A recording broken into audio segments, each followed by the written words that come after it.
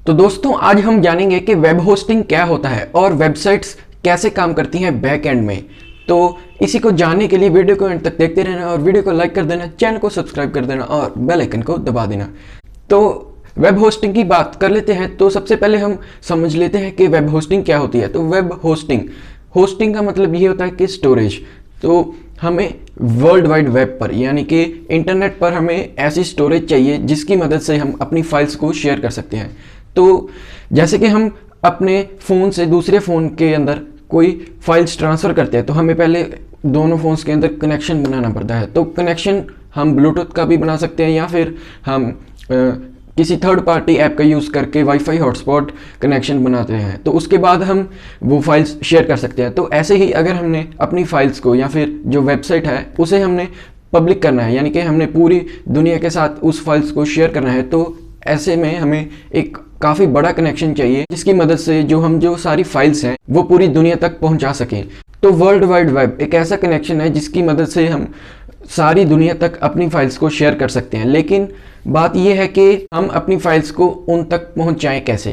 तो क्या हम किसी थर्ड पार्टी ऐप का यूज़ करते हैं जिसकी मदद से हम वेबसाइट बनाते हैं और वो हम होस्ट करते हैं? जी नहीं, ऐसा नहीं होता, क्योंकि जो थर्ड पार्टी ऐप्स होते हैं वो एक से ज़्यादा डिवाइस को सपोर्ट नहीं करती हैं। यानी कि हम एक फ़ोन से दूसरे फ़ोन में ही शेयर कर सकते हैं, एक से ज़्यादा फ़ोन में या फिर किसी और डिवाइस में हम डाटा शेयर नहीं कर सकते हैं। तो ऐसे में हम क्या कर सकते हैं कि हमें सर्वर चाहिए होता है। तो सर्वर हम अपना नहीं खरीदते हैं, तो सर्वर हम किसी और कंपनी जैसे कि GoDaddy या फिर होस्टिंगर, जो ऐसी बड़ी बड़ी कंपनीज होती हैं, वो अपने डाटा सेंटर्स और बड़े बड़े सर्वर्स सेटअप करती हैं जिसकी मदद से हम उनका जो कुछ पार्ट है वो खरीदते हैं और हम उन्हें पैसे देते हैं और वो हमें बदले में सर्विस देते हैं। तो हम अपने कंप्यूटर को भी एक सर्वर की तरह यूज़ कर सकते हैं और वाईफाई के थ्रू से, पोर्ट फॉरवर्डिंग के थ्रू से हम वर्ल्ड वाइड वेब से कनेक्ट होकर हम अपनी वेबसाइट होस्ट कर सकते हैं। लेकिन उसमें प्रॉब्लम ये है कि हमें जो अपना कंप्यूटर है उसे 24 आवर्स ऑन रखना पड़ेगा ताकि हमारी जो वेबसाइट है वो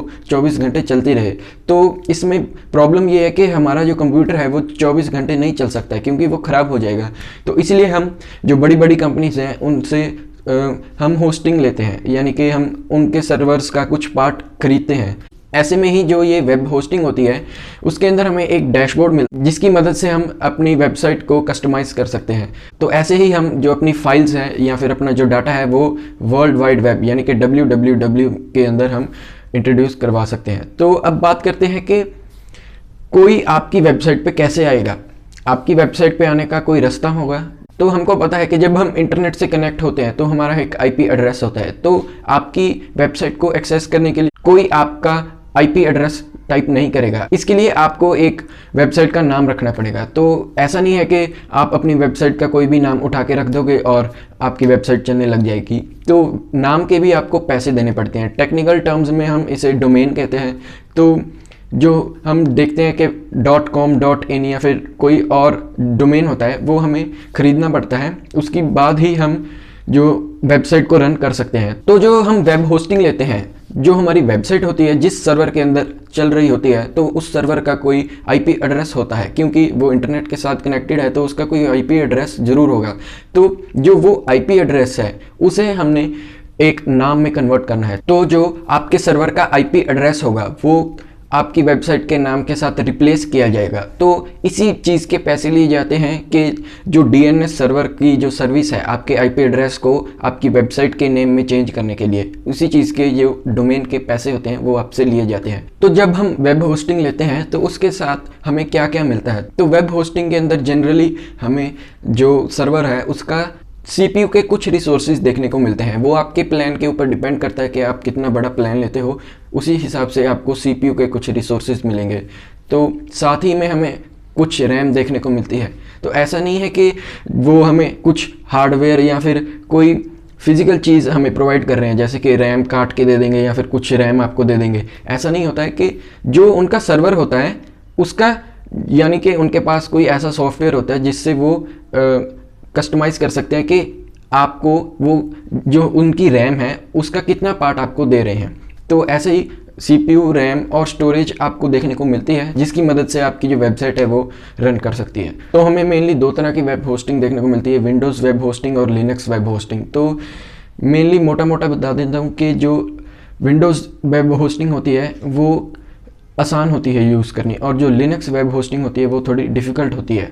और देखा जाए तो लिनक्स वेब होस्टिंग थोड़ी प्रो होती है, उसके अंदर काफ़ी सारे ऑप्शंस होते हैं और साथ ही में वो थोड़ी कम कॉस्टली होती है। तो ज़्यादातर लोग विंडोज़ होस्टिंग ही लेते हैं, लेकिन लिनक्स होस्टिंग भी काफ़ी अच्छी होती है। तो हम दोबारा से एक ओवरव्यू ले लेते हैं कि जो वेब होस्टिंग है वो क्या होती है। तो जल्दी मैं आपको बता देता हूँ कि जो हमारी जो फाइल्स होती है उसको वर्ल्ड वाइड वेब में इंट्रोड्यूस करने के लिए हमें वेब होस्टिंग की ज़रूरत पड़ती है। तो वेब होस्टिंग हमें अपने सर्वर्स का कुछ पार्ट देती है जिसकी मदद से हम अपनी वेबसाइट्स को रन कर सकते हैं, और साथ ही में हमें कुछ स्टोरेज भी देखने को मिलती है। तो उसके साथ साथ हमें जो उस सर्वर का आईपी एड्रेस है उसे एक नाम में बदलने की ज़रूरत होती है, क्योंकि जो आपकी जो ट्रैफिक है, यानी कि आप जो लोग हैं वो आपकी वेबसाइट पर आ रहे हैं, उनको एक नाम की ज़रूरत है, तभी वो आपकी वेबसाइट पर आ सकते हैं। तो इसीलिए वो डोमेन को ख़रीदने के लिए भी आपसे पैसे लिए जाते हैं। तो मेनली दो चीज़ों के ही पैसे लिए जाते हैं, जो डोमेन है और साथ ही में वेब होस्टिंग। और भी काफ़ी सारे ऑप्शंस होते हैं, जैसे कि प्रोफेशनल ईमेल के भी हमें ऑप्शंस देखने को मिलते हैं। तो आपने ज़रूर GoDaddy की ऐड देखी होगी। तो यही थी हमारी वीडियो को एंड करते हैं। लाइक और कमेंट करके ज़रूर बताना कि वीडियो कैसी लगी। तो हम आपके लिए ऐसी वीडियोज़ लाते रहेंगे और आपके नेट पैक खर्चवाते रहेंगे। धन्यवाद।